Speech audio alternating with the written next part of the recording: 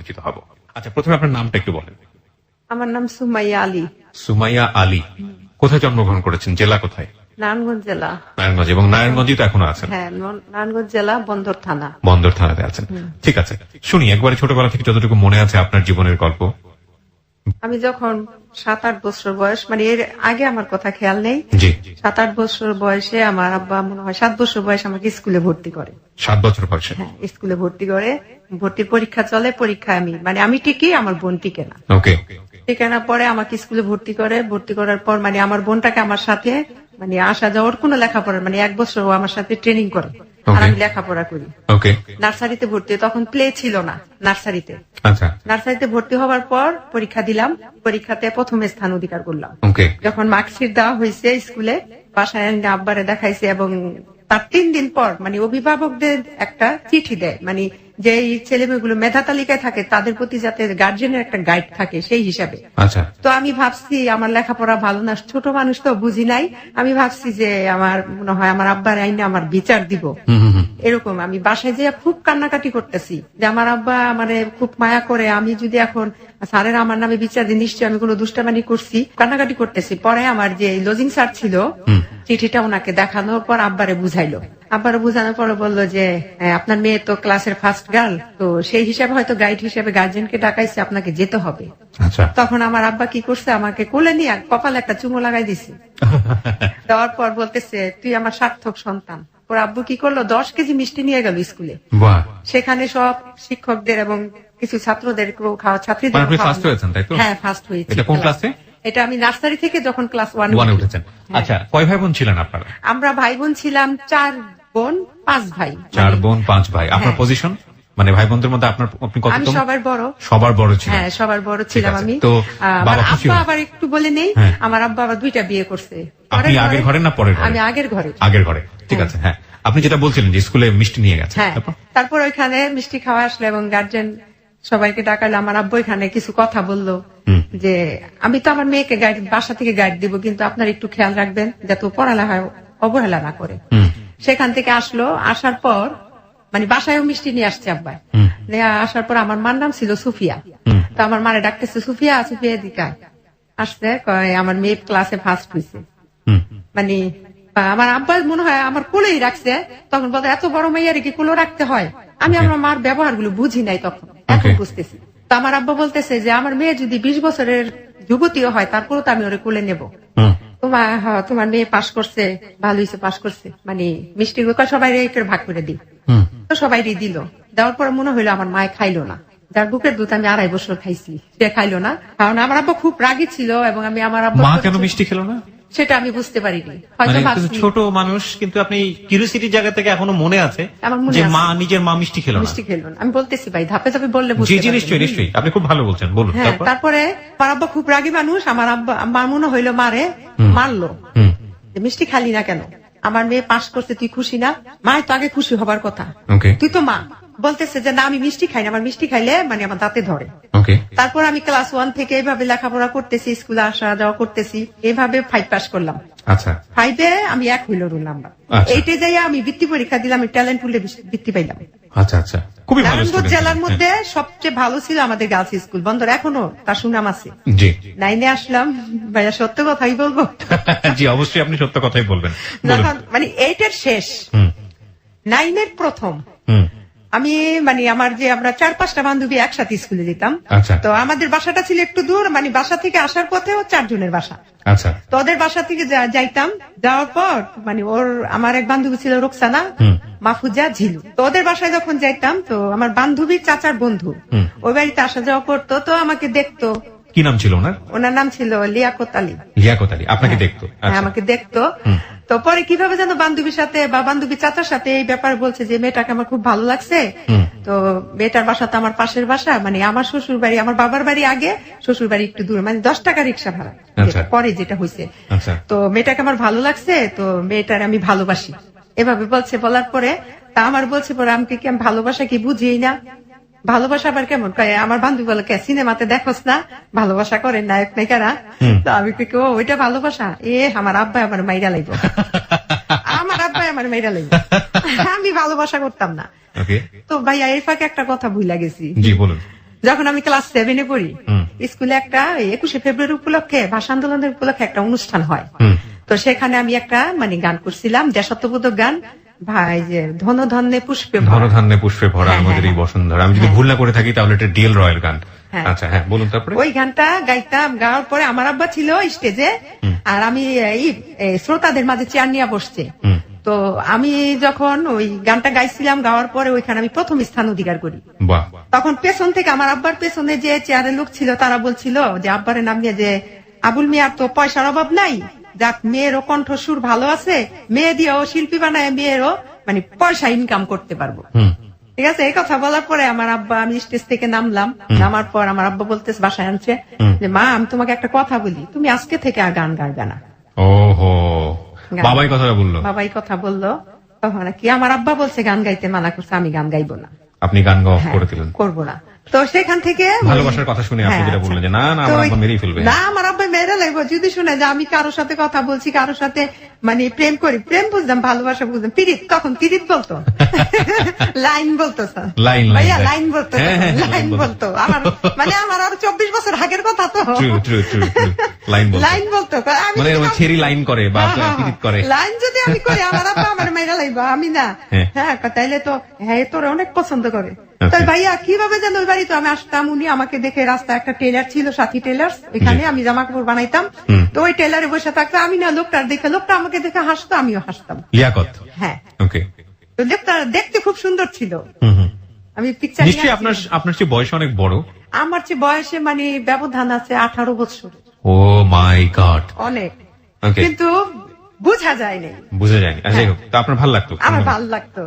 তখন কি করছে, সে আমাকে একটা চিঠি দিছে, আমার বান্ধবী দিয়া চিঠি দিছে, বলছে যে আমি তোমাকে পছন্দ করি, আমি তোমাকে ভালোবাসি, তোমাকে আমি অনেক পছন্দ করি, আমি তোমার বিয়ে করবো এবং তোমার সাথে আমি প্রেম করবো না, কিন্তু তোমার বাবার বাড়িতে, তোমার বাবার কাছে আমি প্রস্তাব দেব। এইভাবে চিঠিটা লিখছে। লেখার পরে জন বলছে যে বাবার কাছে প্রস্তাব দিব, তাইলে তো আমার বাবা আমার আরো মেরা লিব, এইভাবে বলতেছি। রোকসানা এটা করতে না করিস, তাইলে আমার আব্বা না আমার লেখাপড়া করতে দিত না, এরপর আমার বাইরে লইব, আমার ঠ্যাংগুলো কেটে লইব বলতেছি। বলার পরে বলতেছে যে আচ্ছা ঠিক আছে। ও উনি আবার কি করছে, আমার এক খালাম্মা ছিল, মানে ওনার বিয়াই, আর আমার হচ্ছে আমার মা তার বোন ডাকছে। ওই খালাম্মারে দিয়া কি করছে, ওনার বড় ভাই এবং খালুরে দিয়া সে কি করছে, আমাদের বাড়িতে ডাইরেক্ট প্রস্তাব পাঠাইছে। তখন আপনি কোন ক্লাসের স্টুডেন্ট? তখন আমি ক্লাস মানে 8 শেষ করতেছি, 9-এ প্রথম। আচ্ছা আচ্ছা, ওকে, হ্যাঁ। তো প্রস্তাব দিল, আমার আব্বা কি বললো যে না আমার মেয়ে এখন বিয়ে দিব না, আমার মেয়ের আমি ডাক্তার করি। তো এই দিক থেকে কি করছে, লজিং যে টিচার গুলো ছিল, ওই টিচার থেকে একটা টিচার ছিল, ওনার বাসা হচ্ছে কুমিল্লা, উনি দেখতে খুব সুন্দর, শিক্ষিত, বিয়ে পাস। আমার দাদির কাছে বলছে যে আপনার নাতনিরা বিয়ে করুন। এটা কি আপনার বাবাকে বলেছে? এটা আমার বাবাকে বলে নাই, কিন্তু আমার আব্বা খুব লোকটার খুব পছন্দ করতো এবং সেই হিসাবে মানে গ্রামের ছেলে চাকরি করছে, সে আবার কি করছে সংসদে পিওনের পোস্টে চাকরি দিচ্ছে। আচ্ছা আচ্ছা, ওকে। তারপর দেওয়ার পরে ওইখানে হলো তো প্রস্তাব দিচ্ছে, প্রস্তাব দেওয়ার পর আমার দাদি রাজি, কিন্তু আমার আব্বা বলতেছে যে না। এইদিকে আবার ওইখান থেকে ওই যে লিয়াকত যে ওনার বাসা থেকে আবার ওনার বোন আসছে, মানে রাজি না আব্বা। আমার আব্বু বলতেছে যে না, আমি ওই এলাকায় যদি মেয়ে বিয়ে দিতে হয় আমি অন্য জায়গায় বিয়ে দিব, এই এলাকায় দেবো না। আচ্ছা, না দিবই না। এদিকে আপনি যে লিয়াকতের কথা বলছিলেন, উনি তো বিদেশ থেকে ফিরে এসছে।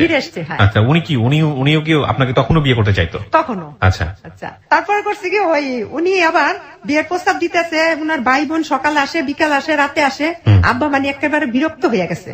আর এদিক দিয়ে মানে আব্বা আমার কি বলতেছে, তাহলে মেয়ে মনে হয় এদিকে মনে হয় আমার মনে হয় মেয়ে মনে হয় দুর্বল আছে, নাহলে আর বারবারে কেন আসে, আমি না করে দিই, তারা কেন আসে।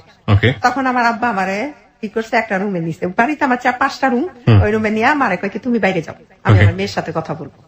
তখন আমার আব্বা আমাকে বললো, মা তুমি আমার কাছে সত্য কথা বলবা, তুমি কিন্তু তোমরা 10টা ভাই বোন, ওই 9টা কিন্তু আমার ছেলে মেয়ে না, তুমি আমার মেয়ে, তুমি আমাকে বলবা যে ওই হাজী সাহেব আলীর ছেলের কি তুমি পছন্দ করো।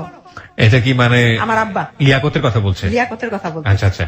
তখন আমি আব্বার কিছু জড়াই ধরে কান্না করে দিলাম, আব্বা আমি ওই লোকটারে পছন্দ করি, মিথ্যা কথা বলতাম না। তুমি কি জানো ওই এলাকায় আমরা বিয়ে, ওই এলাকার খুব আমরা নিন্দা করি, ওই এলাকায় বিয়ে দিব না আমি তোমারে। আমি তাহলে আব্বা ওই লোকটার ছাড়া আমি বিয়ে করবো না, আমি আমার আব্বারে ডাইরেক্টলি বলছি।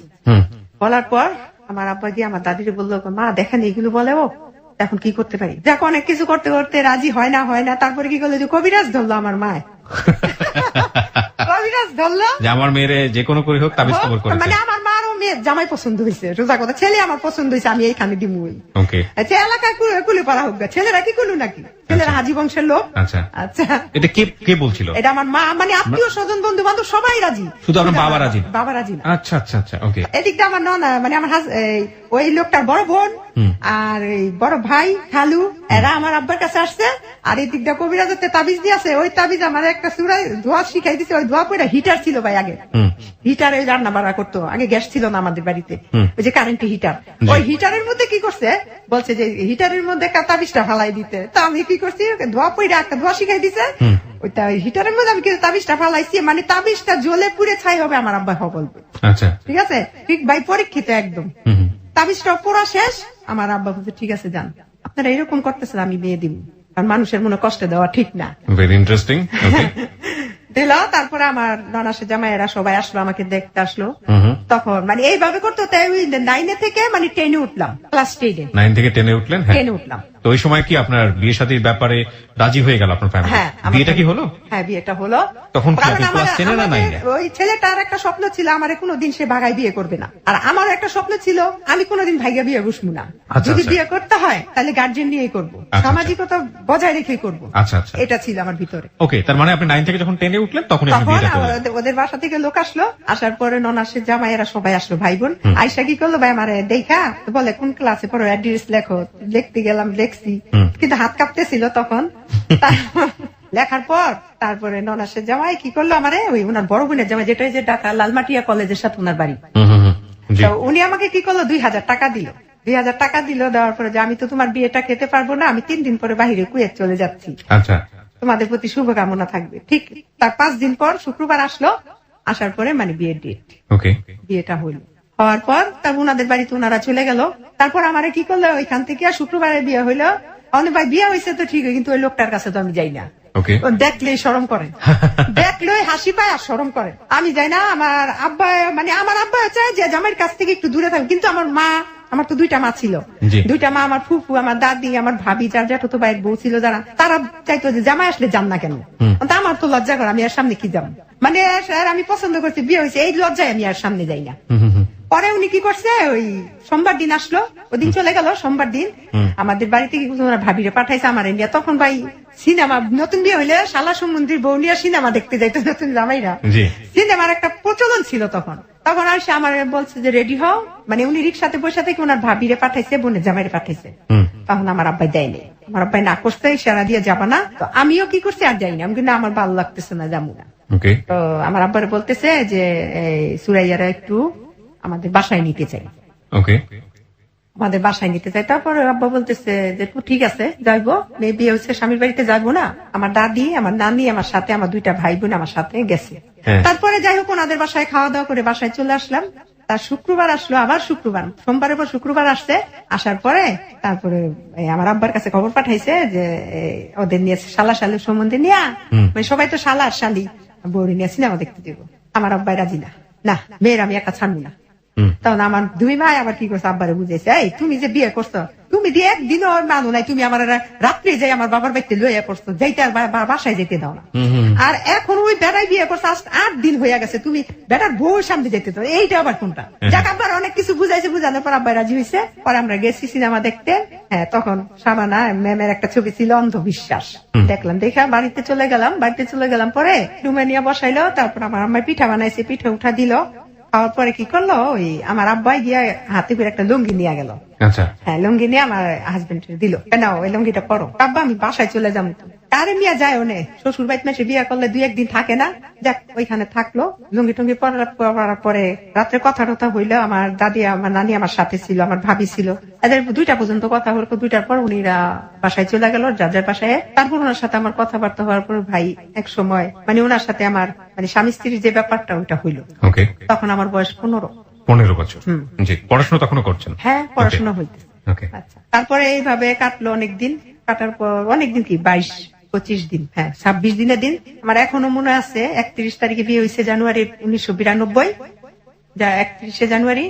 আর উনি বাহিরে গেছে 26শে ফেব্রুয়ারি, মানে সৌদি আরবে চলে গেল আবার? ছুটিতে আসছে 1 মাসের 42 দিনের ছুটি। ওকে, তারপর উনি বাহিরে চলে গেল। উনি বাহিরে গেছে পর আমি যে এত কান্না করছি ওদিন, তারপর এয়ারপোর্ট গেলাম, যারা ওনার বাহিরে চলে গেল। যাওয়ার পর তখন আমি আর বাচ্চা উচ্চা কোনো কনসেপ্ট করি নাই, কিচ্ছু না। বাচ্চা হইল না, তখন উনি গেল গা। উনি যাওয়ার পরে ফোন দিল যে আমি ভালোভাবে করছি, এভাবে চিঠি আনানোর কথাবার্তা সবকিছু হইলো। হওয়ার পর উনি বিদেশ থেকে আসলো 2.5 বছর পর, বিয়ের পর ভাইয়া, 2.5 বছর পর। 2.5 বছর পরে আসলো, সৌদি আরব থেকে আসলো। তখন এই ফাঁকে আমি ম্যাট্রিক পাস করলাম। পাস করার পর আব্বু আমাকে কলেজে ভর্তি করলো। কলেজে ফার্স্ট টার্মিনাল পরীক্ষাটা আমার দেওয়া হলো, ফার্স্ট ইয়ার ভর্তি হইলাম। উনি 2.5 বছর পরে আসলো। আসার পর তখন আমার আসার পরে উনি কি করলো, স্বর্ণ গয়না দুনিয়ার কিছু লয়েছে।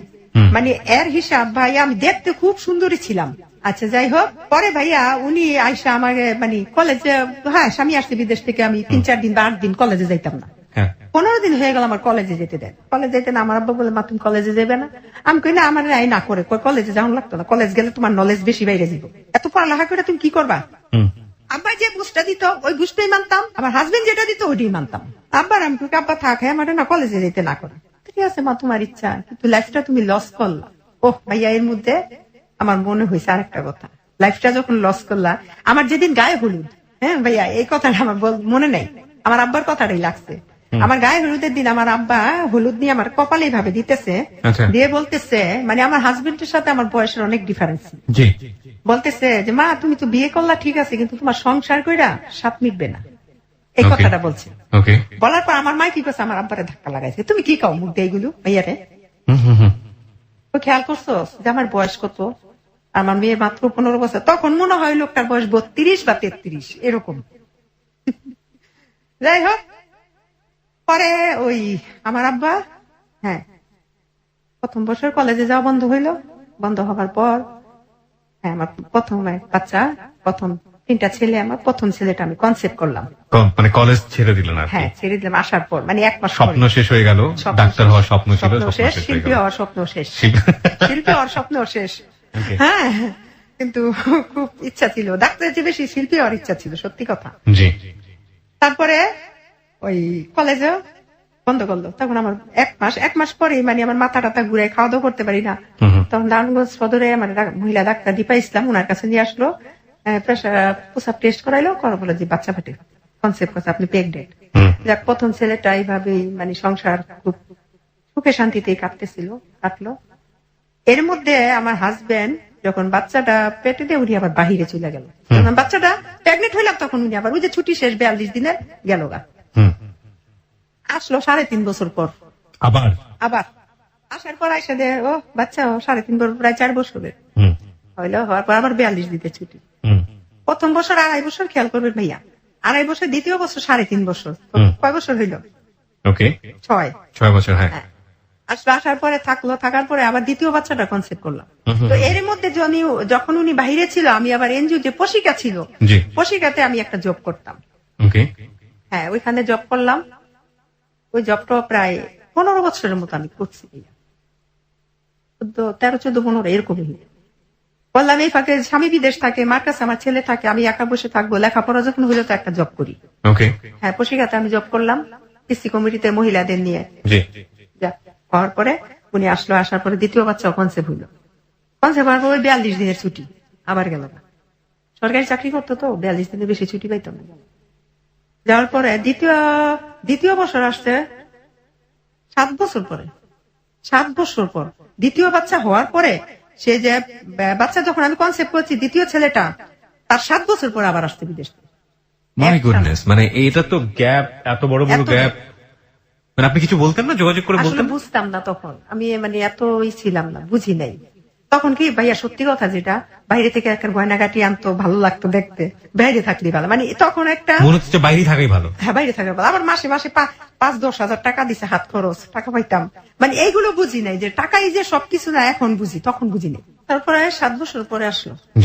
আসার পর আমার আব্বা তখন জীবিত, তখন বলতেছে যে এইভাবে তো স্বামীর সংসার হয় না, তুমি খেয়াল করছো বিয়ের পরে 25 দিন, তারপরে 2 বারে 42 দিন, তো কতদিন তুমি সংসার করলা, হিসাব করো তো মা। উনি বাইরে থেকে আসবে 3 দিন আগে, তুমি একটু হিসাব করছো, তুমি এবার আসলে বলবা যে আপনার কাছে আমি থাকতাম না, আপনার ভাত খাইতাম না, আমি আপনার কাছে থাকতাম না। আপনি কে বলে দিল আপনাকে? এটা আমার আব্বা শিখাই দিল। হ্যাঁ, আচ্ছা আপনার কাছে থাকবো না, আপনার ভাত খাইতাম না, কিনা আপনি যদি বাহিরে যান। আচ্ছা ঠিক আছে, 3 দিন পর আসলো। 3 দিন আগে বললো, আসার পরে সকালবেলা আসছে, আসার পরে বাসায় গেছে সকালবেলা 5টা বাজে এয়ারপোর্টে অ্যাটেন্ড করছে। তো সেখান থেকে আমার বড় ছেলেটা আসছে, আমার ভাই, আমার বোন জামাই, এরা এসে নিয়ে গেছে। যাওয়ার পরে থাকলো, তারপরে রাত্রে আমি বলতেছি, আমি একটা কথা বলবো আপনার, তখন আমি তারে মানে সংসার যে 12 বছর হয়ে গেছে আপনি করেই বলি। আচ্ছা আচ্ছা, আমি আপনার একটা কথা বলবো, বলো।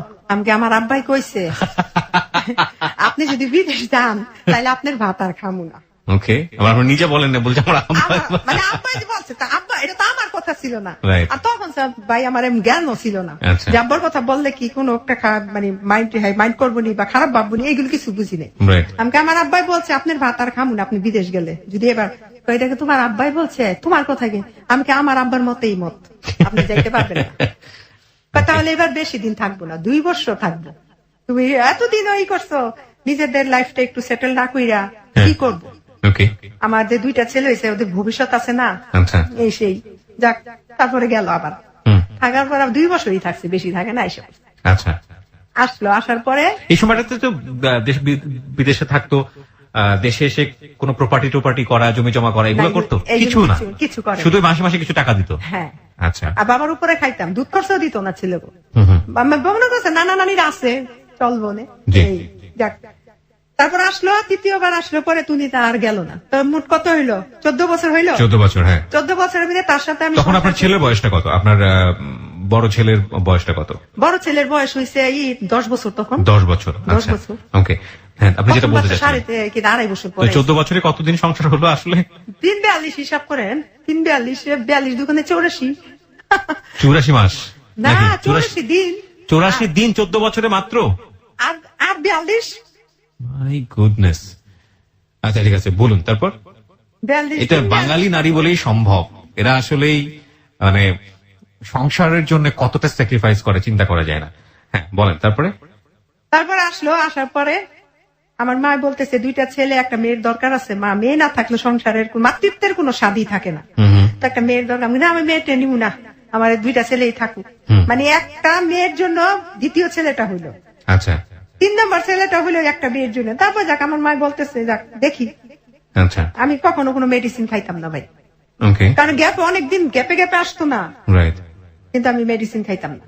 আচ্ছা। তারপরে 3য় ছেলেটা আমি কনসেপ্ট করলাম। মেয়ের জন্য আসলে আরেকটা ছেলে হলো। মানে মেয়ের জন্য আরো 2টা ছেলে, প্রথম তো ছেলে হইলো। জি জি জি। মেয়ের জন্য আর উনি তো তখন প্রথমেই বলছে যে আমার ছেলে হবে। আমি সৌদি আরব স্বপ্নে দেখছি আমার ছেলে হবে। আর এদের বংশের মধ্যে যারা চাচতো, যারা তো মামতো, যত জায়গায় আত্মীয় স্বজনে সবার প্রথম মেয়ে হয়েছে, শুধু আমারই ছেলে হয়েছে প্রথম। আচ্ছা। হ্যাঁ, ছেলে চাইছে, আল্লাহ বেশি করে ছেলেই দিছে। যাক, 3 নম্বর ছেলেটার যখন আমি কনসেপ্ট করলাম, আমার অবস্থা তখন কাহিল, মানে একদম বিপরীত। প্রথম 2টা বাচ্চা আমি বুঝিই নাই। আচ্ছা। কিন্তু 3 নম্বর বাচ্চার বেলা আমার কি হইলো, 6 মাস পর্যন্ত আমি ভাত মাছ কিচ্ছু খাইতে পারি না, শুধু পাউরুটি, কলা আর ডিম খাইতাম। আচ্ছা। 3 নম্বর বাবুটা হইলো খুব অবস্থা খুব সিরিয়াস ছিল। যাই হোক, হাসপাতালে ক্লিনিকে হইলো, একটা প্রাইভেট ক্লিনিক আছে বাসার সাথে, ওইখানে হওয়ার পরে খুব খুশি। ছেলে হয়েছে, মানে মন খারাপ নেই। উনি 1 বছর, হ্যাঁ, ছেলেটা 9 মাস তখন। এই 9 মাসের মধ্যে ভাইয়া যখন আমার 3 নম্বর ছেলেটা হইলো, আমার স্বামীটা আমাকে একটু অনীহা করতেছে। মানে আমি প্রত্যেকটা কাজ করতে গেলে দোষ, রান্না করতে গেলে দোষ, পানির গ্লাস দিয়ে ধুইছো, প্লেটে এরকম কে, মানে একটা অজুহাত, এরকম করে কেন বলতে। পরে আমার বলতেছে কি, একদিন মানে এরকম বললো, ঝুমারে নামাজ এনেছে, তার বয়স 8 মাস, বাবার ছাড়া কিচ্ছু বুঝে না। ওই বাবার কোলে উনি ঝুমার নামাজ পড়তে গেছে। আচ্ছা। যাওয়ার পরে আমার ভাই আবার ওই যে ফিসিয়াল ছিল, আমার ফোন দিছে, আপু ডাক্তার মুছে দিসান, 2 নম্বর ছেলে দিসান কি বাসায়? আমি কই না, ও তো বাসায় না, ওর আব্বার সাথে নামাজ পড়তে গেছে। নামাজ পড়ে কয় কেন? আমি কি কেন, কি হয়েছে রে? আপু মাছ ধরছি পুকুরের, তো মাছ নিয়ে দেখতে। আচ্ছা আচ্ছা, ঠিক আছে, মাছ নিয়ে দেখতে। মাছ নিয়ে এই 16 বছরের মধ্যে সে আমাকে একটা টর্চার কোনোদিন করে নেই, মানে আপনার হাজবেন্ডের কথা মায়া করতো খুব। তো যাই হোক, তখন আমারে বললো, আমার তখন কি করছে, আমি ঠিক আছে, ওর আব্বার সাথে নামাজ করতে, নামাজ করে আসুক, আসলে আমি পাঠাই দিই। মানে উনি ঘরে ঢুকছে আর আমি ফোনটা রাখছি, এই পর্যন্ত উনি দেখছে। চিচি মানুষ বিরক্ত করতে যাওয়ার পর তো আমি দৌড়ে আসছি, কি হয়েছে এই কথা বলতে কি করলো ভাই, আমার একটা থাপ্পড় দিল। মানে আপনার হাজবেন্ড একটা থাপ্পড় দিল। থাপ্পড় দেওয়ার পরে কি হলো, আমি মনে হয় জ্ঞান হারাই ফেললাম। জীবনে তো মাইর খাই কোনোদিন তো, হ্যাঁ, একেবারেই মানে আকাশ থেকে পড়ার মতো ঘটনা। আর আমার বাবার বাড়িতে আমি ফুলের আচরও খাইনি, খুব আদরের সন্তান ছিলাম। জি। পরে দেখা যায় নাক দিয়ে যখন আমার রক্ত পড়তেছে, এই জায়গা একদম কালো হয়ে গেছে। তো কি করছে, ওই ধরতে পরে যাহারি কি হইলো, পরে যাই হোক কি করছে, ওই আমি অজ্ঞান থাকা অবস্থায় সে কি করছে, আমার ফোনটা নিয়ে গেছে আমার কাছ থেকে। আমার যখন 1-1.5 ঘন্টা পরে যখন আমি ঠিক হয়েছি, তখন আমি বলতেছি যে ফোনটা আমার কেন মারলো, আমার কি অপরাধ ছিল, সেটা তো আমাদের প্রশ্ন। হ্যাঁ, এই প্রশ্ন রাখলাম। আমি লিওন এই কে করো দিচ্ছেন ফোনটা লো, ফোনটা দিচ্ছে ফোনটা কি তোমার বাবাই কিনা দিছে? আমি কি করছি ভাইয়া, বরকাটা নিয়ে ঘর থেকে বের হয়েছি পরে এদিকে আসো কোথাও যাইবা না, এদিকে আসো। আমি কথা শুনিনি, আমি যাই আমার ভাগ্নির কাছে আমি ফোন দেবো যে আমি ঘরতে যে বের হয়েছি এ পর্যন্ত, এই ফাঁকি উনি কি করছে আমার ভাইদের ফোন দিছে। ফোন দিছে তো ওর দেখ রাস্তায় ভাগ্নিকে করে গেছে, দেখি আমার ভাই ভাই একসাথে। কিরে তোরা কি, আপু কি হয়েছে? আমি বাইরে দূরে কান্না করতেছি, দেখ আমার ফুপু আসছে, আমার 2 মা আসছে, যে আমার বিয়ে দিছে ঘটক, উনি ওই খালাম্মা আসছে, আমার 2 ভাই, মানে সবার ছোট, তোরা আমার ছোট বয়সে। তোরা সোফার মধ্যে বসে রয়েছে, বসার পরে বলতেছে আমার যে মা, আমি যে মা আমার লালন পালন করছে খুব সোজা একদম সরল, কিন্তু আমার ছোট মাটা খুব কড়া। আচ্ছা, যে একটাই প্রশ্ন করছে, আপনি আমার মেয়েরে কেন মারছেন? পরে বলতেছে ওই একটু আগে কার সাথে ফোনে কথা বলছে। ভাইয়া 3টা সন্তান হয়ে গেছে, 14 বছর রাখা মাইয়ার বিদেশ হয়েছেন, মাইয়া কিছু করে নাই, আর এখন মাইয়ায় কিনা খারাপ হয়ে গেছে, এখন ফোনে কথা বলে। তখন জন বলছে যে ফোনে কথা বলে, তখন পাশের রুমে থেকে আসছি আমি, আমার ভাই রিপন তুই আমার ফোন দিছস না, কয়টা বাজে, অমুকটা বাজে। উনি আবার কি করছে, যে যখন আমার থাপ্পড় ছিল তখন তো ফোন নিছে গা, আর নাম্বার তো ওনার কাছে, কারণ আমার কাছে থাকলে হয়তো ফোন নাম্বার ডিলিট করে ফেলতাম, কার সাথে কথা বল। ফোনের নাম্বার আমি আপারে ফোন দিছি তুলা ভাই মাছের জন্য, তুমি ফোন দিছ, রিসিভ করলে যাই দে আমার ভাইয়ের ফোন। তখন আর কিছু সবার সামনে আমি বলছিলাম যে তুমি যদি আমার শুধু মাইরা থাকো, তাহলে দেখো তোমার হাত পা গুলো একদিন হইলো মরার আগে তোমার পঙ্গু হয়ে যাবে।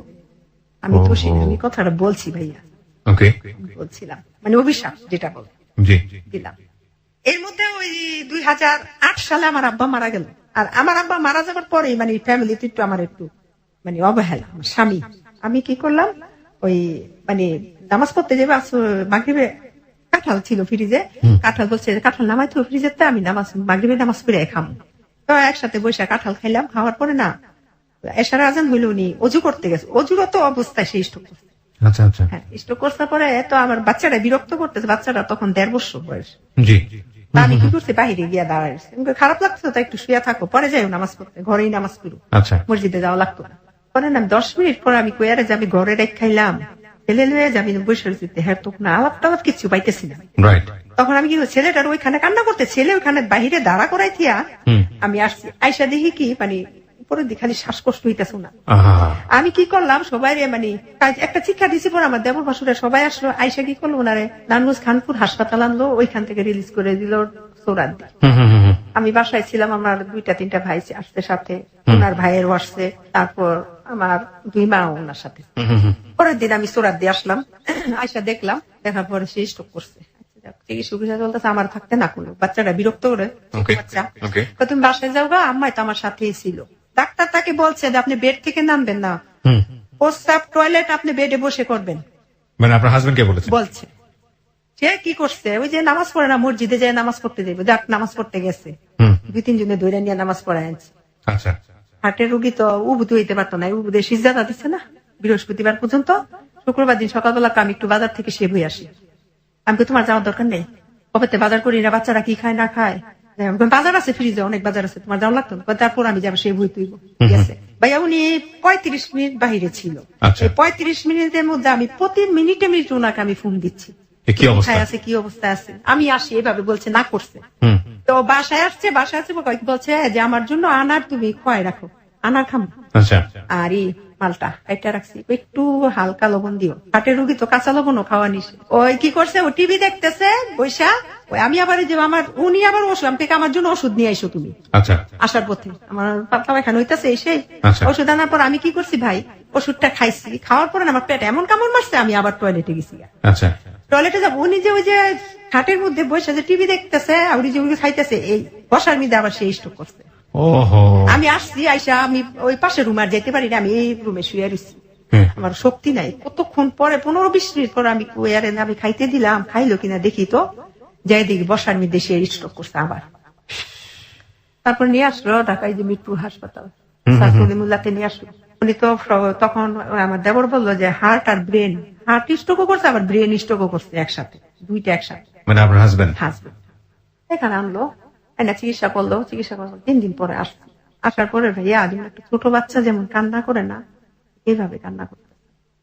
আমার মানে বড় ভাই গেছে, ছোট ভাই, বড় 2 ভাই গেছে, এই সবার সামনে জড়াই ধরে আমার কান্না করতে। মানে ভাইরা দেখলো যে বউর সাথে জড়াই কান্না কাটে, ভাইরা আবার বাইরে গেছে। আমার বাচ্চাটা কিন্তু তখন 1.5 বছরের বাচ্চাটা, এই পেচ্ছি বাচ্চাটা এখনো ওর বাবার কথা বলতে পারে ভাই। এখন আমার কয় কি, ওই যে নার্স সিস্টার বসে থাকে ওইখানে রিসেপশনে গেছে, যাইছে পরে বলতেছে যে আপনি, এরা বলে বলছে যে আপনি কি হয়, বলছে ভাই উনি তো বাঁচবে না, জুলুম গেলে 10 থেকে 9 দিন, 9 থেকে 10 দিন বাঁচবে। আমার বাচ্চাটা শুনছে, ওর আব্বাই মারা যাওয়ার পরে আমার বলছে, পরে ওর আব্বারে ওইখানে আমি থাকলাম, আমার মারে আর বোনেরে পাঠাই দিলাম, এতদিনে হয়ে গেছে, তুমি যাও বাসায় যা গোসল করো গা, আমি আর আমার আরেকটা বোন গিয়ে আমার সাথে থাক। তো বাসায় নিলাম শবে বরাতের দিন 2011 সাল, মনে আছে জুলাই মাসের 16 তারিখে বাসায় নিলাম। 16 তারিখ রবিবার দিন ছিল, সন্ধ্যাবেলা, হ্যাঁ শবে বরাত সন্ধ্যা সন্ধি বাসায় গেছে, অ্যাম্বুলেন্স দিয়ে বাসায় নিয়ে গেল, সব আত্মীয় স্বজন সবাই গেল দেখতে। দেখার পরে শবে বরাতের দিন থাকলো। এর পরের দিন দুপুর বেলা, হ্যাঁ খাওয়া দাওয়া করলো। আমার মানে এমন একটা অবস্থা যে 3 দিনের মধ্যে সে যে এখানে যে হাসপাতাল থাকতাম আমার মানে কাছে সরতে দেয় না, তুমি আমার পাশে থাকবা। আমার হাসপাতাল বলে কয় তুমি আমার বাচ্চাকে দেখতে পারবা না। আমি কই কি বাচ্চাকে কি কোনো মায় দেখতে না পারে? আমি এই দেখা ওই দেখা, যখন আমি থাকবো না তখন তুমি পারবা না, এই কথাগুলো বলতো। আমি কি জানো, এই একটা অসুস্থ হইলাম আমি মানে বুঝ দিতাম, কিন্তু সবাই জানে যে উনি মারা যাইব, আমার ছেলেরাও জানে, শুধু আমি জানি না, আমারে কেউ জানাই। তারপরে আমার বলতেছে ডাকতে পারবো না বাচ্চাদের? হ্যাঁ পারবো, তুমি বিদেশ ছিল, তুমি কি বাচ্চাকে পালছো? পারলে তো আমি পালছি, আমার মায় পালছে, তুমি তো খালি একটা করে জন্ম দিয়ে দিয়ে বিদেশ চলে গেছো, আমি এই তো পালছি। না এই থাকা না, আমি তো ওই থাকা ছিল আশা, আর এই থাকা তো না থাকা মানে আমি আর আসবো না, এভাবে বলতো। ধরো এগুলো বললো না তো। হাসপাতালে বাসায় নিয়ে আসলাম, বাসায় সুন্দর ভালো 2 দিন ভালো। 3 দিনের দিন দুপুর বেলা, হ্যাঁ উনি তো মনে করেন এক সাইড অবশ হয়ে গেছে, অবশ হয়ে গেছে, বাম সাইডটা পুরা, মানে এমন স্বাস্থ্যবান ছিল, লম্বায় ছিল 6 ফুট 2 ইঞ্চি। আচ্ছা, দেখতেও চেহারা খুব সুন্দর ছিল, মানে আমাদের এলাকায় এত সুন্দর দেখিনি আমি। আমার প্রত্যেকটা স্ত্রীর কাছে তার স্বামী সুন্দর, কিন্তু আমার স্বামী শুধু আমার কাছে সুন্দর না, এলাকাবাসী যারা যারা সবাই ছিল সুন্দর ছিল, খুব ভালো ছিল। ও খারাপ ছিল না, ভালো ছিল। কিন্তু লাস্টে যে 1 বছর আমার সাথে এগুলো বিহেভ গুলো করছে, হয়তো মারা যাবো আমার কাছ থেকে মোহব্বত ছুটানোর জন্য হয়তো বা করছে, খুব ভালোবাসতো আমায়। তারপর আমি দুপুর বেলা শুয়ে রয়েছি, ওর আব্বা শুয়ে রয়েছে, তো আমি এই ফাঁকে কি করছি, কি খাইবো, কাঁঠাল বিচির ভর্তা বানাইবা সাদা কইরা, মরিচ দিবা না, ঠিক আছে, আর মাছ, ইলিশ মাছ দিয়া পেঁয়াজ দিয়া ভুনা করবো। হ্যাঁ তো খাওয়া নিষেধ সবই, হ্যাঁ খাইতে মনে চায়। আমি হালিম খাবো, ঠিক আছে হালিম খাই, আমি নুডলস খাবো, এগুলো যেগুলো ডাক্তারে নিষেধ খাওয়া, হ্যাঁ ওগুলোই খাইতে চায়। তার বাইরে বলছে যে না যা খাইতে চায়, এরা তো বুঝতো যে মারা যাবো, যা খাইতে চায় খাওয়াই দেবো। ঠিক আছে খাইও। হালিম কিভাবে খাই? হালিম তো ঝাল, আমার জন্য সাদা আনবা, সাদা করে হালিম। আচ্ছা, আমি বসে রয়েছি, উনি শুয়ে রয়েছে, তখন বাজে 3টা, শুয়ে রয়েছে। শোয়ার পর আমার মামি শাশুড়ি আসছে, বউ ঘুমাইতেছে, আমি কি ঘুমাইতেছে মানে তুমি খাওয়া দাওয়া করছো? আমি না গোসল করে নামাজটা বসে এখন পর্যন্ত খাই নাই, যদি ঘুম থেকে উঠে দেয়। তুমি কি বোকা, তুমি ঘুমে থাকতে থাকতে তুমি খাওয়া দাওয়া করে দাও, উঠলে তো ওরে তুমি খাওয়াইও, কারণ ডাক্তার বলে দিছিল যে যদি ঘুমাই থাকে ওষুধের সময় লস হয়ে যাও, কিন্তু ডাকবেন না। আচ্ছা আচ্ছা, ঠিক আছে, এই জন্য আমি ডাকি না। তারপর আমি ভাত খাইতে 2 লোকমা খাইছি, এর মধ্যে দেখে আমার দিকে তাকাই দিছি, তো তাকাইছে, আমি হাত দিয়ে কয় না না তুমি ভাত খাও, তুমি, আমি তোমার আগে খাওয়াই দিই, কয় না তুমি আগে খাও, তুমি খাইয়ে আগে শক্তি করো। আমার তো খুব স্বাস্থ্যবান লোক ছিল, তো 3-4 জন লাগতো তারে তুলতেই। আমি, আমার ছেলে, আমার মা, আমার ভাই, আমার বোন, 5টা মানুষ আরে তুলতে পারতাম না, খুব স্বাস্থ্যবান লোক ছিল। আচ্ছা যাই হোক, পরে ওই বসে আমি আসছি, ভাত খাইলাম, এই আসছি, আসার পরে দেখি বাথরুম করছে, তো প্যাম্পাস পরাই রাখছি, প্যাম্পাস থেকে পরিষ্কার করতাম। ভাইয়া যখন আমি টিস্যু দিয়ে পরিষ্কার করতাম, এমন মোটা মানুষ ছিল, আর পায়খানাটা খুব, মানে কাঁঠালের যে আঠাটা ছিল, কাঁঠালের আঠাটা কেমন এমন ছিল ভাই, আমি যখন মানে পরিষ্কার করে আমার নখের মধ্যে বাথরুম ঢুকে যেত, আমার একটুও খারাপ লাগতো না। আমার পিচ্ছি বাচ্চাটা মুখ গন্ধ কয়, গন্ধ লাগতেছে আম্মু, আব্বু বাথরুম করছে গন্ধ লাগতেছে, আমাকে তুমি সইরা যাও, কিন্তু আমার কাছে লাগতো না ভাইয়া। আমি যখন বাথরুম পরিষ্কার করতাম, তারপরে লুঙ্গি পরাইলাম, লুঙ্গিটা বদল করে নিয়ে হুল পাটা দিয়া ধুইলাম, ধুইয়া আইসা কি করলাম, মুগ ডাল খাইতে চাইছি আর বাইল্লা মাছ, কালা বেগুন দিয়া রান্না, ওই বাইল্লা মাছ দিছি আর কবুতরের জুস রান্না করছিলাম ভাই। অন্য অন্য দিন যে অল্প কয়টা ভাত মানে যাও ভাত করে চামচ জাত খায়, মানে ভাতের ছাপাগুলো যেগুলো থাকতো ওনার এই জিব্বার মধ্যে থাকতো, সব খাওয়ার কোনো শক্তি ছিল না। পরে আমার বলতেছে যে দ্বিতীয়বার যখন হাসপাতাল থেকে প্রথমবার যখন আনলাম তখন বলছে যে সুমাইয়া একটা কথা বলবো কি, আমি কিন্তু এবার যদি পড়ে যায় আর কিন্তু বাঁচবো না, এটা তুমি একদম শিওর মনে রাখবা। তুমি কে? সিঙ্গাপুর আব্বা একবার আমার সিঙ্গাপুরও ছিল, উনি সিঙ্গাপুরও গেছিল ওই যে পরের 2 বছর। আমি সিঙ্গাপুরে এরকম হয়েছে একবার, এই স্ট্রোক করলাম একবার দুইবার, যদি আরেকবার হয় আমি বাঁচতাম না, এভাবে বলছে। মানে অজু করে আসছে, গামছা দিয়ে পা পুষতেছে আর কইতেছে আমার, কইছে যারা হায়াত যতদিন আছে এতদিনই বাঁচবে, মানে এরা আমি সান্ত্বনা দিতাম। তারপরে কি করছে উনি, ওই শুয়ে রয়েছে না, খাওয়াইলাম, অন্য দিনের চাষকে একটু ভাত বেশি দিলাম, সবগুলো ভাত খাইলো, খাওয়ানোর পরে ওষুধ খাইলো, আমার শোয়াই দিলাম। আমার বোন আমি শোয়ানোর মধ্যে করে আমার উঠা বসা, মানে এই 1টা বাজ থেকে 7টা পর্যন্ত সে শুধু উঠা এবং উঠা নামানো, স্ট্যান্ড ফ্যানটা ছাড়ে, টেবিল ফ্যানটা ছাড়ে, মানে এমন ঘামাইতেছে, খুব কান্নাকাটি লেগে গেছে ঘরের মধ্যে। তো এর মধ্যে উনি কি করছে, উনি তো মানে মাদ্রাসা টাইপের লেখাপড়া করছে, ইয়াসিন সূরা, সূরা আর রহমান, সূরা ওয়াকিয়া, তারপরে কলিমা তাইয়্যিবা, কলিমা শাহাদাত নিজেরটা নিজে পড়তেছে, মানে একাই নিজেরটা নিজে। এই যে 3 ঘন্টায় সে শুধু আল্লাহর পবিত্র কালাম গুলো পড়তেছে। হুজুরে নিয়ে আসলাম, হুজুরকে আমি কি পড়াবো, এই তো পড়তেছে।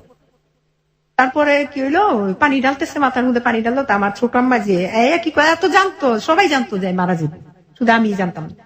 কি করছে, আমার হাজবেন্ডের হাতটা ধরে কয় জামাই আমার মাফ করে দিয়েন, এই কথা বললেন না। আমি কি করছি, আমার মার একেবারে ধাক্কা ফালাই বাইরে আমার ঘর থেকে, এর যে কথা বলি স্ট্রোকের রুগী তো ভাবতেও পারে যে আমি মারা যাবো, আমার কাছে মাফ চায়।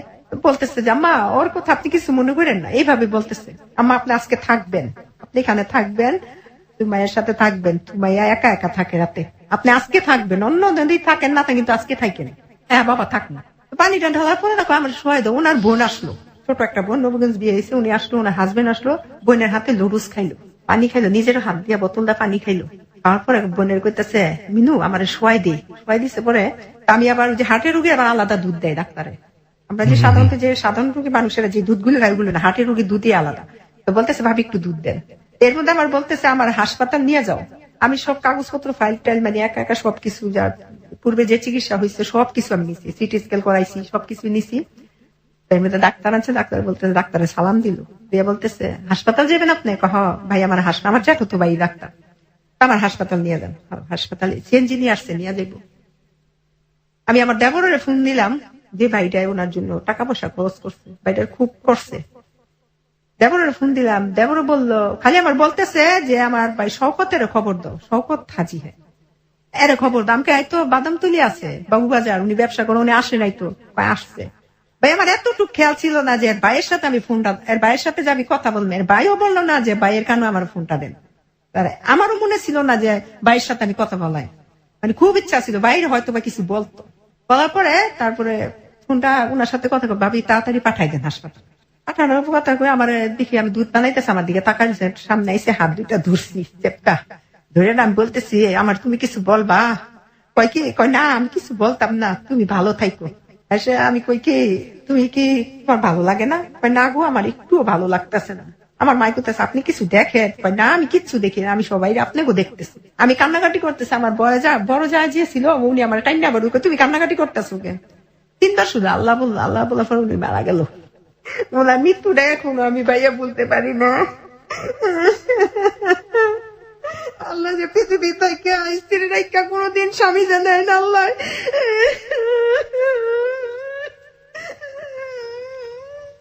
আমার অনেক ভালোবাসতো,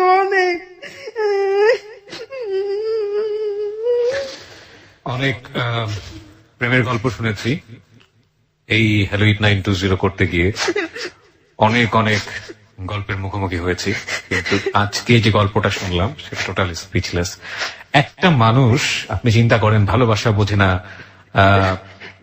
প্রেম কি বুঝে না, তার আগে একটা মানুষকে শুধু ভালো লাগা, তার চাইতে এত এত বড় বয়সে বড় একটা মানুষকে বিয়ে করা, 14 বছরের দূরত্ব, 14 বছর দেশের বাইরে থাকলো, মাত্র কয়েকদিনের জন্য তাকে কাছে পাওয়া, হাতে গুনে কয়েকটা দিন, এবং সেই মানুষটাকে যখন সে পেল তখন আসলে সংসারে বছর খানেকের জন্য, একটা বছরের জন্য, এবং সে একটা বছরের একটা নির্দিষ্ট সময় পর্যন্ত সে অসুস্থই থাকলো, এবং সে অসুস্থ, কত ভয়াবহ রকমের অসুস্থ, নিজে হাতে বাথরুম পরিষ্কার করা, এবং সেই মানুষটার চোখের সামনে মরে যাওয়া। তার জন্য আজকের হেলো 8920-তে আসা জীবনের গল্প নিয়ে। ওকে, যেখানটা আমরা ছিলাম, সুমাইয়া বলুন। তারপর উনি ইন্তিকাল করলো, করার পরে তারপরের দিন সারা রাত ছিল বাড়িতে। মারা যাবার 5 মিনিটের মধ্যে ওনারা ঘর থেকে বের করে ফেললো, আর সাথে সাথে অনেক বৃষ্টি হইলো, অনেক। তারপরের দিন সকাল 9:30 বাজে ওনার জানাজা হইলো। যখন মারা গেছে, এর যখন বেঁচে ছিল, ওনার আপন বড় বোনের জামাই, মানে ভাগ্নিস জামাইয়ের সাথে ব্যবসা করতো। ওই যে এক্সপোর্ট ইম্পোর্টের গার্মেন্টস এর যে এক্সেল গেঞ্জি গুলো ছিল, ওগুলো বাহিরে পাঠাইতো। সে তখন দুবাই চলে গেল। আমার হাজবেন্ডের যে কিছু পুঁজি ছিল, প্রায় 10.5 লক্ষ টাকার মতন, এই টাকাগুলো সব নিয়ে গেছে, যে ব্যবসা করবো আর আপনার বাহিরে নিয়ে আসবো। সে চিন্তাই বা স্টক করছে। এর মধ্যে উনি থাকাকালীন ওনার বোনের জামাইয়ের নামে মানে মামলা করছে, ওই ভাগ্নি জামাইয়ের নামে ভাগ্নির নামে। আচ্ছা, উনি পেত টাকাটা কে পেত আসলে? আপনার তিনজনে মিল্লা ব্যবসা, যৌথ ব্যবসা করতো। আচ্ছা, আপনার হাজবেন্ডের কাছ থেকে টাকাটা পেত? হ্যাঁ, টাকা না নিত, নিয়ে গেছে। মানে আপনার হাজবেন্ডই টাকাটা পেত? হ্যাঁ, পেত, কিন্তু টাকাটা তুলতে পারেনি। না, আচ্ছা, গেছে গা বাহিরে, আর কোনো যোগাযোগ রাখেন, এই চিন্তাই করছে। আর বোনের সাথে সম্পর্ক নষ্ট হয়ে গেছে। আপন বড় বোন ভাই মারা গেছে, আসে নেই, দেখতে আসে নেই, পাশাপাশি বাড়ি। আর আমার হাজবেন্ড আমার হাসপাতাল থাকতে বলছে যে আমি যদি মারা যাই, তুমি কিন্তু এই মামলাটা ছাড়বা না, ধরে রাখবা। আমার বই লাগেছে। 12 দিন পরে ওইখানে মানে ওই যে কবরস্থানের সার্টিফিকেট, সনদপত্র, মৃত্যু, এগুলো চেয়ারম্যানের সার্টিফিকেট সবকিছু নিলাম, নিয়ে এইগুলো আমার এক মামারে দিয়া ওই কোর্টে পাঠাইলাম। ওইখানে মানে জানাইলো যে উনি মারা গেছে। 16 দিনের মাথায় তারিখ পড়ছে, তখন নিছে 3 রোজা। আচ্ছা, 16 দিনের। আমি গেছি কোর্টে, আমি তো বাদী, কাঠগড়াইতে আমাকে দাঁড়াতে হবে। আমি আবার 3টা বাচ্চা নিয়ে কাঠগড়ায় দাঁড়াইছি। ম্যাজিস্ট্রেট আমাকে জিজ্ঞেস করে আপনার নামটা যেন কি, এভাবে বলছে। তখন আমি ম্যাজিস্ট্রেটকে বলছিলাম যে স্যার, আমার নামটা তো আপনার ফাইলেই আছে, মানে এর একটা চরম বেয়াদবি হয়ে গেছে। তখন আমার মাথা ঠিক ছিল না যে তার ফাইলে আমার হিসাব, তার ফাইলে নামটা আছে, সে কেন আমাকে নাম জিজ্ঞেস, আর আমার উকিল তো নাম বলতেই আছে। একথা বলবো, ম্যাজিস্ট্রেট একটু মুচকি হাসি দিল। তো শেষ, আবার তারিখ দিল, আসলাম, আসতেছি। আসার পরে ম্যাজিস্ট্রেটের যে পেশকার থাকে না, ম্যাজিস্ট্রেটের সাথে দাঁড়ায় ওই যে মামলা সংক্রান্ত বিষয়গুলো জানায়, ম্যাজিস্ট্রেট তো কিছু বলে না। ওই পেশকার আমার পিছনে আমার ডাক্তারছে, এ আপু, এ আপু, আপু। তখন আমাকে প্রশ্ন করলো লোকটা, আপনার জীবন সম্পর্কে আপনি কি ভাবতেছেন? জীবন সম্পর্কে কি ভাবতেছেন? আচ্ছা, আমি কি ভাববো জীবন সম্পর্কে? আমি কি ভাবতে পারি? ভাবার মালিক তো আল্লাহ। আপনি এত ইয়াং, আপনি ছেলেদের নিয়ে থাকবেন, হ্যাঁ থাকেন, ঠিক আছে। মানে সে আমাকে এমন কিছু ইঙ্গিত দিতে চাইলো যে আপনি পরবর্তীতে বিয়ে করবেন কিনা, বিয়ে করবেন কিনা, সে আমার হয়তো কিছু বলতে চাইছে, আমি তাকে প্লেস দিলাম না। ঠিক আছে, আমাকে ভাই আমার সময় নাই, 1:30 বাজে গেছে, আমার খিদা লাগছে, আমি বাসায় যাবো, আমার বাচ্চারা কান্দো। ওই আইসা বুঝছি, ঠিক রাত 10টা বাজে আমার একটা ফোন আসলো। আর ওই যে কোর্টে যে ফাইল আছে, ফাইলের মধ্যে তো আমার ফোন নাম্বার দেওয়াই আছে। ফোন দিল পরে সে সালাম দিলাম পরে বলতেছে কেমন আছেন? আমি কে? পরিচয় দেন। পরিচয় দিলাম, আপনার সাথে কথা বলবো। অপরিচিত মানুষের সাথে কি আপনি কথা বলেন? নাম কি না? হ্যাঁ বলতাম, কিন্তু আমার হাজবেন্ড মারা গেছে আজকে 16 দিন, আমার ওই মন মানসিকতা নাই, আপনি ফোন রেখে দেন। বললাম, মানে এই কথাটা বলে আমি ফোন কেটে দিছি। পরে আমার মা জিজ্ঞেস করে কে? আমি কে যেন ফোন দিছে, কেমন আছে এগুলো জিজ্ঞেস করতেছে। পরে আবার ফোন দিছে, পরে আমি কে? আপনি না বললাম যে আমি এখন কথা বলতে পারবো না, আমি সারাদিন রোজা রাখছি, আমি এখন কোনো কথাবার্তা কিছু বলতে পারতাম। আবার দিছে, পরিচয়টাকে খুব জানা দরকার। আমি হ্যাঁ অবশ্যই, অপরিচিত লোকের সাথে আমি কেন কথা বলবো, আমি আরেকজনের স্ত্রী। পরে বলতেছে, তখন সে আমাকে পরিচয় দেয় আমি কিনা হক। তারপরে বলছি, তখন বলছি স্যার আপনি আমাকে ফোন দিচ্ছেন? হ্যাঁ আপনার সাথে আমার কথা আছে। কি কথা বলেন স্যার? আমি ঘুরাই ফিরে নাড়াচাড়া কিছু বলতে পারি না। আমার খুব ভালো লাগছে, আমার ওয়াইফ মারা গেছে 1 মাস 20 দিন লিভার ক্যান্সারে, আমেরিকাতে মারা গেছে। আমার সংসারে একটা ছেলে একটা মেয়ে আছে। তোমার 3টা ছেলে আমি দেখছি, আমার ছেলে মেয়ে 2টা তুমি নিবা, তোমার ছেলে মেয়ে 3টা আমারে দিবা, আমি তোমার বিয়ে করি। আমাকে স্যার এখন তো আমি কিছু এই বিষয়ে আমি কোনো কথা বলতে পারবো না, 40 দিন পর আপনাকে জানাবো। তারপর বলতেছে ঠিক আছে 40 দিন পর। এর মধ্যে ভাই 40 দিনের মধ্যে সে আমার সাথে প্রতিদিন 3 থেকে 3.5 ঘন্টা রাতে কথা বলতো। আমি ভাই তার সাথে কথা বলতাম ভয়ে, যদি তার সাথে আমি উল্টাপাল্টা কোনো আচরণ করি তার হাতে আমার মামলাটা ব্যতিক্রম করে ফেলে, আমি তার সাথে সবসময় ভয়ে কথা বলতাম। বলার পর উনি আমাকে কি করছে, ওই 40 দিনের 3.5 ঘন্টা 4 ঘন্টা কথা 40 দিনে একটা মানে দোয়া মাহফিলের আয়োজন করছি ওনার জন্য, ওনার নামে মাগফিরাতের রুহের মাগফিরাতের জন্য। সে আবার কি করছে, রাতে ফোন দিয়েছে, আজকে 40 দিন শেষ হয়েছে। তখন বলতেছে যে আপনি আমাকে রেজাল্ট দিবেন। আমি কই ভাই আপনার একটা, এতদিন তো বলছি স্যার, আজকে বললাম ভাই। দেখেন আমার 3টা শিশু সন্তান, যদি মেয়ে হইতো আমি একটু বিবেচনা করতাম, ছেলে আমার এই 3টা সন্তান যে মানে সুসন্তান হবে আমি কোনো গ্যারান্টি দিতে পারি না। আমি ভাই বিয়ে টিয়ে করতে পারতাম। আপনি স্ট্রেটলি জানাই দিলেন? হ্যাঁ। এই কথা বলার পরে সে আমাকে মনে করেন অনবরত মনে করেন প্রতিদিনই ফোন দিত, মানে ওনার অফিস টাইম শেষ করে আমার ফোন দিত। আমি ভয়েই কথা বলতাম, তারপরও ভয়ে বলার পর সে আমার সাথে 3.5 মাস কথা বলছে। বলতে বলতে যখন যেদিন লাস্ট রাত, সেদিন 3.5 ঘন্টা শুধু আমি কথা বলছি। এই 3.5 মাস সে আমার সাথে সে কথা বলে গেছে, আমি মানে 2-1টা কথা বলছি। আর সেদিন আমি তারে কথা ফিনিশিং দিচ্ছি, কথা তারে বলতে দেইনি। আপনি অনেক কথা বলছেন, এবার আপনি শুনবেন, আমি বলবো। অনেক কথা বলার পরে তাকে আমি বলছি যে অনেক অনেক কিছু বলছি ভাইয়া তার ফিরানোর জন্য। তারপর বলছি, লাস্ট উনি বলছে যে জীবনে যদি কখনো প্রয়োজন হয় আমার নাম্বার একটা নক করবা, আমি তোমার পাশে দাঁড়াবো। তখন আমি বলছি জীবনে আপনার কাছে আমি নক করবো কখনোই না, এই মুহূর্তে আপনার ফোন নাম্বারটা আমি ডিলিট করে ফেলি। আসলে ভাই ডিলিট করি নাই, আমি কখনোই আপনাকে ফোন দিব না, আপনি আমাকে কখনো ফোন দিবেন। গেল এই পর্যন্ত। আমার হাজবেন্ড যে চলার একটা সেফটি ছিল, ব্যবসাতে ওনার টাকা ছিল, হ্যাঁ 2 লাখ টাকা ছিল। সেই 2 লাখ টাকা ওইখান থেকে আমার প্রতি মাসে 8 থেকে 9 হাজার টাকা মাসে দিত। আমি বড় ছেলেটা তখন ক্লাস 9-এ পড়ে যখন ওর আব্বা মারা গেল। 15 কি 14 বছর হইব এখন, না একটু বেশি, 15 বছর। এখন তো 22 চলে, তোর আব্বা মারা গেছে 6 বছর শেষ হয়ে গেছে না, 7 বছর। তো ছেলেটার আমি ইন্টার পর্যন্ত মেট্রিক পাস করলো, ইন্টার পাস করাইলাম। কিন্তু ভাইয়া আর তো 2টা ছেলে আছে। একটা ছেলে আমি প্রাইভেট মাদ্রাসায় পড়াইলাম, সেখানে বর্তমানে ও হাফেজ। ভেরি গুড, খুবই ভালো। আর ছোট ছেলেটারও মাদ্রাসাতে দিচ্ছি, ওই ছেলেটাও লেখাপড়া মানে কোরআন নাজারে আছে, এখন কোরআন পড়তেছে। এর মধ্যে টাকা পয়সা আমার হাজবেন্ডের যেখানে টাকা ছিল সেখানে টাকা এরকম ভাবে আসতো, 1 মাস যদি টাকাটা থাকতো 3 মাসই বন্ধ থাকতো, আর বাকি 3 মাসটা তো আমাকে কাভার করতে হতো ঋণ করে। সেই ঋণগুলিকে আমার পরে আবার শোধ করতে হতো। আর এই কথাটা বলে রাখি, আমার ঘরে বর্তমানে আজকে 21 বছর ধরে এনজিও সমিতি আছে, ওর আব্বা থাকতে এগুলো। তো ভাই দেখা যায় যে 3 মাস যদি টাকাটা বন্ধ হয়ে যেত, ওই সমিতির থেকে কিছু, আমি তো আবার ওই সমিতির সভাপতি ছিলাম, আসি। ওই সমিতি থেকে কি করতো, ওই ঋণ তুললা, ওই যে ঋণটা থাকতো ওইটা দিতাম। এরকম করতে করতে যখন ওইখান থেকে ব্যবসা থেকে টাকাটা দিত ভাইয়া, টাকাটা 1000 করে, 2 লক্ষ টাকা 1000 করে দেওয়া শুরু করলো। আজকে 1000 টাকা দিলে 3 দিন পরে আবার 1000 টাকা দিত। তো 3 দিন পরে যদি ভাই আমার ঘরে আমরা ফ্যামিলি মেম্বার 4 জন, এর মধ্যে ছেলেদের লেখাপড়া, খাওয়া খরচ, মাদ্রাসা দিতে হইতো। তো সবকিছু মিলায় ভাইয়া দেখা যায় আমি যে ঋণটা করতাম, ওই ঋণটা পরবর্তীতে টানতে সমস্যা হয়ে যেত। তো যাই হোক, এরকম করতে করতে গেল কয়েক বছর, ঋণ মুক্ত হইলাম। ঋণ যেটা তুললাম ওইটা শেষ করে ফেললাম। ওরা এই 5 বছরের মধ্যে, ঠিক 5 বছর পর, 5 বছর না 5 বছর 5 বছর শেষ, গত ফেব্রুয়ারি মাসের 9 তারিখে, মনে আছে একদম তারিখটা আমার সারা জীবন মনে থাকবে। ফেব্রুয়ারি মাসের 9 তারিখে আমার ফোনে রাত 1টা বাজে একটা ফোন আসছে, তখন আমি তাহাজ্জুদ নামাজ পড়তেছিলাম। ওই সময় যখন ফোন আসলো, তো ফোন তো সাইলেন্ট করে দেখলাম কে যেন, পরে আমি বেগ দিলাম। ভাইয়া মিথ্যা কথা বলতাম না, হয়তো ভাববেন আপনার খারাপ, না নিশ্চয়ই আপনি আপনার জীবনে যেটা ঘটেছে আমি বেগ দিচ্ছি, পরে সে আর ধরে না।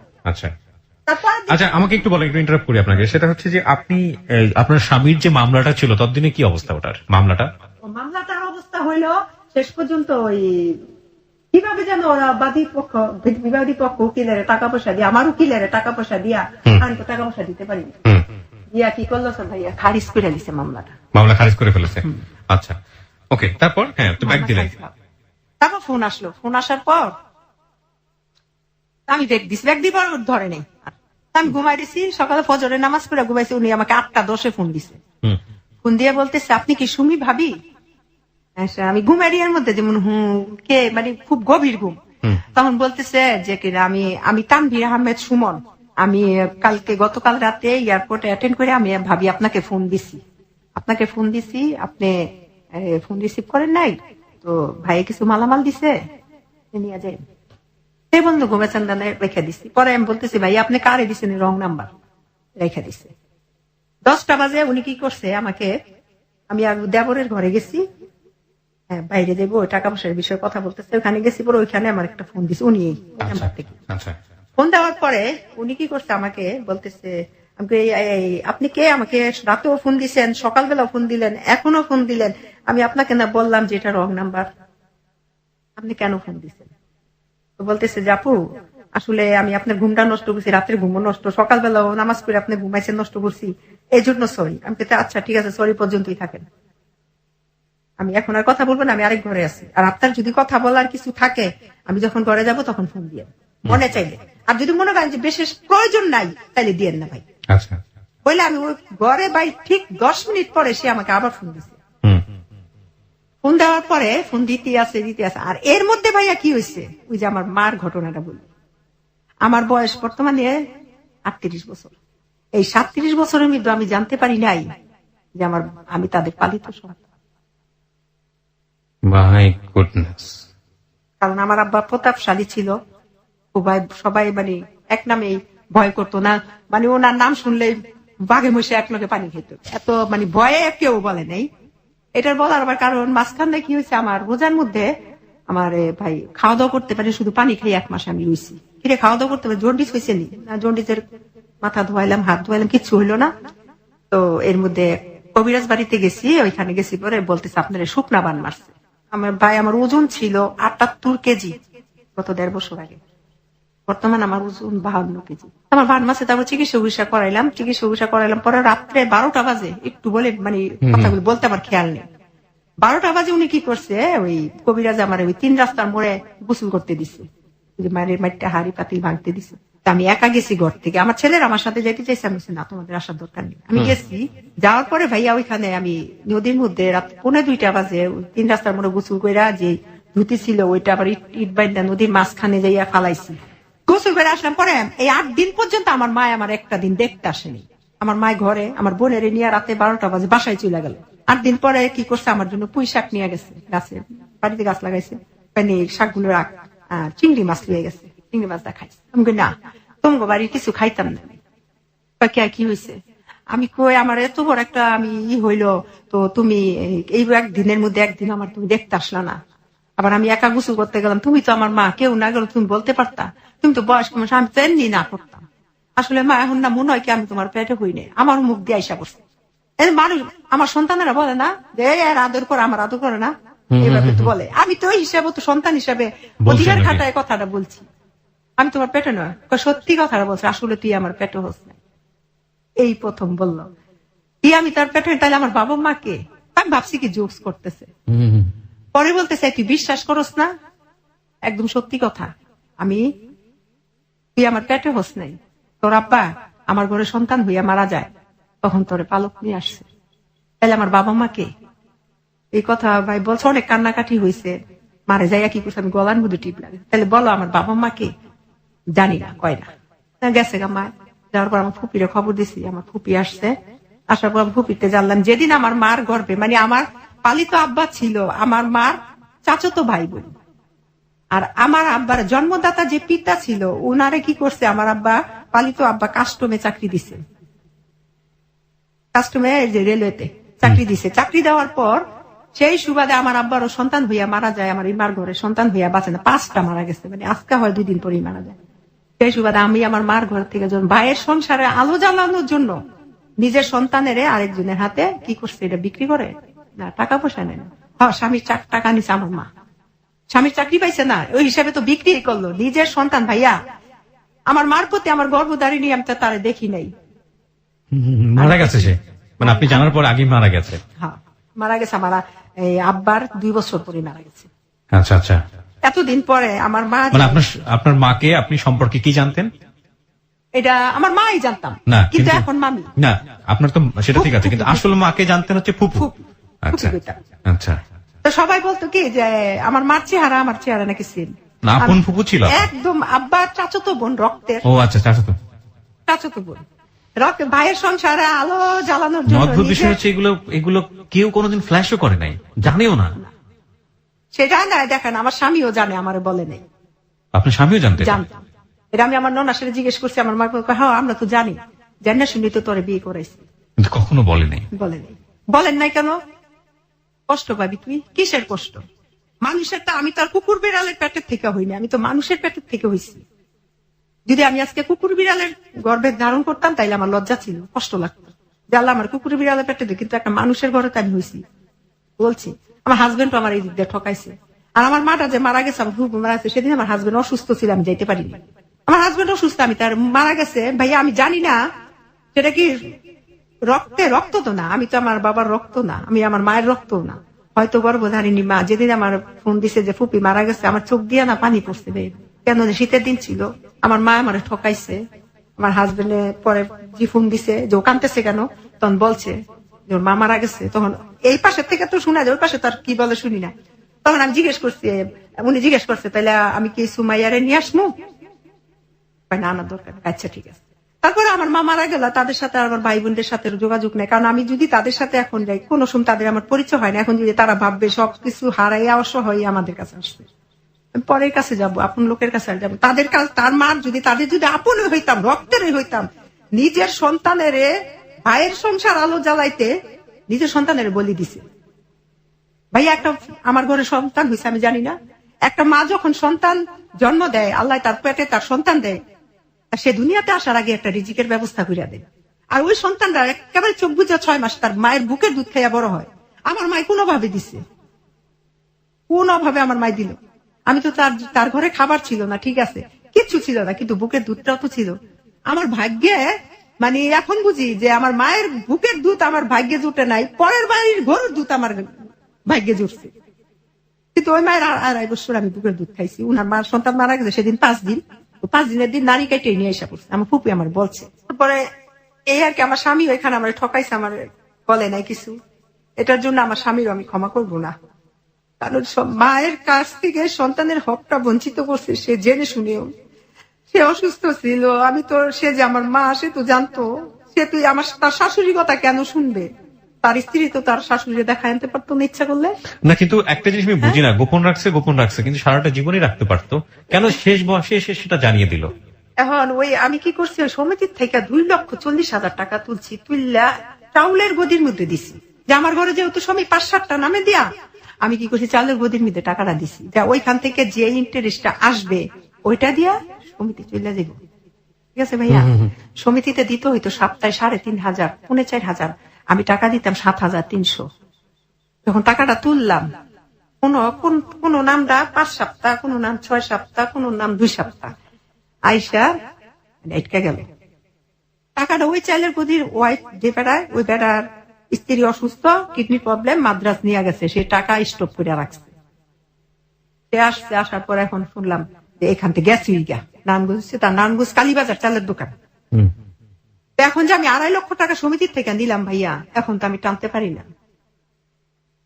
এখন আমার বাড়ি ঘর আমি থাকতে পারি না ভাই। 2.5 লক্ষ টাকা এক সমিতি, আরেক সমিতির থেকে নিছি 28,000, আরেক সমিতির থেকে নিছি 25,000। এই টোটাল টাকাটা এইভাবে ভাইয়া দেখা যায় 2.5 লক্ষ দিছি, গড় 5,000 খাইছি। কিন্তু এ পর্যন্ত সন্তানদের নিয়ে আমি আছি। আমি সবসময় চিন্তা করতাম আমার সন্তান 3টে আমার কাছে বড়, আমি বিয়ে করলে একটা স্বামী পাবো, কিন্তু আমার সন্তানেরা বাবা পাবে না, কোনোদিনই না। আমার সুখের ঘর আমি দুঃখের আগুন লাগাইতে চাই না, কিন্তু ওই আগুনগুলি আমার ঘরে আসলো। আমার মায়ের দিক দিয়ে টাকা, সমিতি টাকার জন্য আমি টাকা দিতে পারি না, পালাই থাকি। এলাকা থেকে আমি 72,000 টাকা ঋণ করছি ভাই, এগুলো সব সংসারে আমি খাইছি, ছেলে মেয়েদের লেখাপড়া যায়। এখন 6-7 মাস ধরে আমি এই কিনা বেতন টেতন দিতে পারি না, পড়া স্টপ। মানে ওরা যে মাদ্রাসা হুজুরা জানে আমি খুব ভালো, অগ্রিম বেতন দিয়া ছেলেদের পড়াইতাম, সেই হিসাবে। আর ছেলেটাও মাদ্রাসার মধ্যে 1 নম্বর ছাত্র, আমার ছেলেটা খুব ব্রিলিয়ান্ট ছাত্র। ওই ছেলেটাও ক্লাস 5-এ বৃত্তি পাইছে। তাই এখন ভাই আমি ওইখানেও ছেলেদেরও লেখাপড়ার স্থগিত রাখছি। মাদ্রাসা থেকে আমার ফোন দেয়, এলাকায় আমি থাকতে পারি না, 72,000 টাকা ঋণ সমিতির মধ্যে আছে, প্রায় 3 লক্ষ টাকা। এই পর্যন্ত দিতে দিতে ভাইয়া এক সমিতির মধ্যে আসছে 21,000, আরেক সমিতির মধ্যে আসছে 19,000, আর এটার মধ্যে ভাইয়া 1,00,000 43,000, 1,43,000 টাকার মধ্যে আমার দুইটা বড় ছেলেটা সপ্তাহে 2,000 টাকা দেয় ভাই। এখানে আমার আর পুরো ইনকাম নাই। এমন দিন যায় 2,000 টাকা সমিতি দিলে আমার ছেলেটা গাড়ির যে কন্ট্রাক্টদার আছে না, কন্ট্রাক্টদারি করে আমার ছেলে, ওই ছেলেটা 2,000 টাকা দেয়। আমার ঘরে মনে করেন খাবারের কিছু থাকে না ভাই, খুব কষ্ট। দেখা যায় 2 ভাত আছে, এই ভাত 2 আমি আনতে গেলে আরেকজনে খাই এলাই, মানে এমন মধ্যে পড়ে গেছি। আবার ঘরে থাকতে পারি না, মানুষ অত্যাচার জুলুম করে। এর মধ্যে আমি যে সম্পত্তিটা পামু, এই সম্পত্তিটার জন্য আমি বাড়িতে গেছি, যে আমি সম্পত্তির জন্য যাই নাই, আমি গেছি এই যে 50,000 টাকা আমার হাজবেন্ড দিছে 2005 সালে 7 সালে, ওই টাকাটা আনলেও তো আমি মানুষ কিছু থামাইতে পারি। গেছি টাকা আনতে গেছি, পরে আমি টাকাটা মা আমি তো এরকম সমস্যায় পড়ে গেছি, তো মা হন এটা কি করা যায়, কি করবি? আমি তাইলাম আমার যে জায়গা আছে ওই জায়গা থেকে 1 কাঠা জায়গা বিক্রি করলেও ভাই একেবারে এই বাজারে 10 লাখ। তোর কি এর জায়গা? আমাকে আমার কি এর জায়গা, মানে তোমরা আমার জায়গা দিছো না? জায়গা দিছি, জায়গাটা এমন ভাবে রাখছি মাইয়ারা ব্যবহার করতে পারতো না, শুধু পোলারাই ব্যবহার করবো। এর মধ্যে আমার ভাইটা ছিল 2 নম্বর ভাই, ওই ভাই আমারে বইনাগো কোনো জায়গা দিতাম না, বাবাই ব্যাংকের কাছে দলিল লেখা গেছে, এই দলিল আমরা ছুটেছি, বইনাগো কি আর জায়গা দিল? আমি কোথাও ছুটাইছো তো, আমরা যে ব্যাংকে টাকা দিছি 2007 সালে 50,000 টাকা দিছি, ঠিক আছে জায়গা দিবি না তাহলে 50,000 টাকা দিয়ে দে। মায়ের টাকা কি টাকা দিবি? মায়ের জামাইকে দিয়ে দে, তুই কইছিস এই টাকা জামাই কয়ে গেছে তোরে ছোটতে লালন পালন করছি, এই বিনিময়ে 50,000 টাকা আপনারা কিনা সুমাইয়া আপনাদের কাছে ঋণী আছে, ঋণ সুদ করে দেয়। তাইলে আমার বাবাই কি আমার 50,000 টাকা দেয় বড় করছে? আমার বাবা আমার ভিআইপি ভাবে বড় করছে, আমি জীবনে কষ্ট দেখি নাই। 10টা ভাই বোন ছিলাম, সবাই যদি একদিন মার্কেটে দিতে আসলে মার্কেটে নিয়ে যেত, আমার নিয়ে যেত একদিন একা। আমার বাবা আমার কোটি টাকা খরচ করে বড় করছে, 50,000 টাকা খরচ করে বড় করে নাই। এখন আমার মা যদি বলে যে এই টাকা দিয়ে আমার জামাই আমার ঋণ সুদ করে দিয়ে গেছে, তাইলে আমার আর টাকা দরকার নেই, তাইলে আমি ঋণ মুক্ত হয়ে গেছি না? আমি ঋণ মুক্ত। আপনি একটু নিজেকে, আমি বুঝতে পারছি যে খুবই মানসিক টেনশনে আপনি। আমি একটু ধৈর্য ধারণ করতে বলবো আপনাকে প্লিজ। এটা আসলেই খুবই দুঃখজনক। একটা মানুষের সোনালী শৈশব, তারপরে সারাটা জীবন জুড়েই স্যাক্রিফাইস একটা মানুষের জন্য, এবং শেষ বয়সে এসে নিজের বাবার অনুপস্থিতি, নিজের হাজবেন্ডের অনুপস্থিতি একটা বাঙালি নারীকে কতটা অসহায় করে দিতে পারে। দেখুন, আমাদের একটা অনুষ্ঠান হয়, অনুষ্ঠানটার নাম হচ্ছে জননী। আপনারা যদি শোনেন তাহলে বুঝতে পারবেন। প্রতি শনিবার বেলা 3টা 8 মিনিটে অনুষ্ঠানটা শুরু হয়, মাত্র 40 মিনিটের অনুষ্ঠান। আমরা এমন সব জননীদের ওখানে নিয়ে আসি যে গ্রাম বাংলার আর্থসামাজিক যে অবস্থা, নারীদের প্রতি যে কি পরিমাণ পারিবারিক, সামাজিক, অর্থনৈতিক সব দিক থেকে একটা নিপীড়ন করে একটা মানুষকে তিলে তিলে শেষ করে দেওয়া হয়, সেই চিত্র এখানে তুলে ধরা হয়। আপনারা যদি একটু শোনেন, নিজের জায়গা থেকে যদি কিছু করার থাকে, অন্তত আর কিছু না করতে পারেন, কোনো অবিচার যেন কখনো না হয়, সে ব্যাপারে সচেতন হতে পারবেন। আপনার সন্তানরা এখন কোথায় আছে? আমার সন্তান একটা গাড়িতে কন্ট্রাক্টরি করে, যে হাফেজ, সেও আয়সা পড়ছে একটা মোটরসাইকেলের দোকানে দিছি কাজ করতে, কারণ মায়ের ঋণ। আমার সন্তানেরা বলে আমার মারে সবকিছু বলবা, কিন্তু আমার মারে দুশ্চরিত্র বলবা না। এটা তো আপনি অনেক বড় একটা অ্যাওয়ার্ড আল্লাহর কাছ থেকে পেয়েছেন যে নিজের সন্তানরা আপনাকে অনেক লাভ করে। আর ছোট সন্তানটা কি করে? মাদ্রাসাতেই আছে, এখনো মাদ্রাসাতেই আছে। মানে আপনার জন্য সবচেয়ে বড় বাধা যেটা এই মুহূর্তে আমি বুঝি, সেটা হচ্ছে এই এনজিও ঋণগুলো আপনাকে শোধ করতে হবে। আবার পারিবারিক ভাবে এলাকা থেকে ভাইয়া অনেক ঋণ, 72,000 টাকা ঋণ করছি, এই ঋণের জন্য আমি ঘরে থাকতে পারি না। এখন আপনার কি এমন কোন প্রপার্টি কিছু আছে যেগুলো আপনি বিক্রি করে? আমার স্বামীর ভিটে বাড়ি ছাড়া ভাই আমার কিচ্ছু নাই।